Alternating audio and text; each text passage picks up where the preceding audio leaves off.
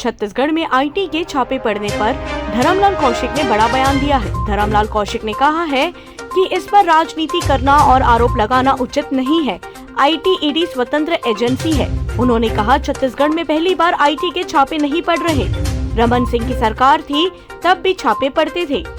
Doctor Raman Singh ji जब मुख्यमंत्री थे उस समय भी छत्तीसगढ़ में छापा पड़ा है, तो ये कहना गलत है कि कहाँ कांग्रेस की सरकार है वहाँ छापे पड़ रहे हैं। जहाँ बीजेपी की सरकार है वहाँ भी छापे पड़े हैं और पड़ते रहते हैं। ये स्वतंत्र इंस्टीट्यूशन है, जो सूचना मिलती है वो अपना काम करते रहते हैं।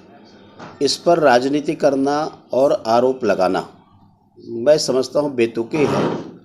और ये आरोप लगा के आखिर क्या बताना चाहते हैं?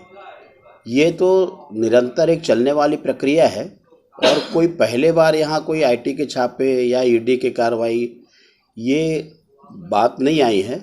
मैंने कहा कि पहले भी जब बीजेपी की सरकार ही तो भी ये छापे पड़े हैं, तो इसको राजनीति से जोड़ना गलत है।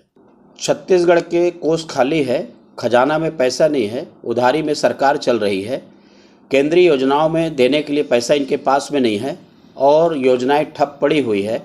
ये 3 नहीं 4 बना दे उससे फ़र्क पड़ने वाला नहीं है, क्योंकि नियत भी नहीं है और उनके पास अर्थ की व्यवस्था भी नहीं है।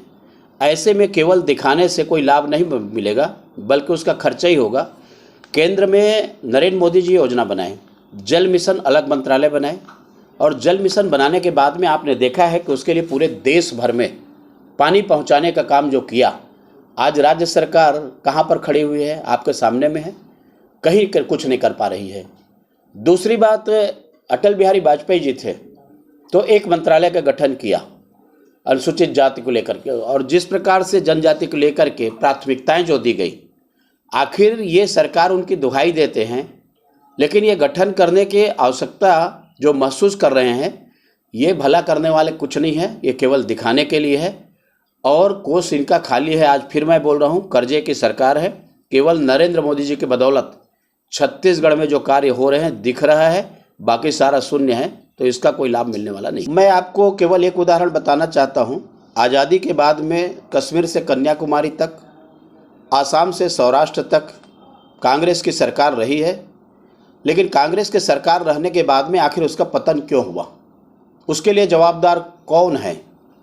और आज भी जो मोह बना हुआ है, मुझे कहना नहीं चाहिए, लेकिन जिस प्रकार से कांग्रेस चल रही है, तो मुझे लगता है कि कांग्रेस भारत मुक्त इसमें अंतिम कील ताबूत में ठोकने वाले इनके नेता होंगे और कांग्रेस मुक्त भारत का निर्माण होगा। स्वस्थ भारत यहाँ पर रहेगी और स्वस्थ भारत के साथ में विकास होगा।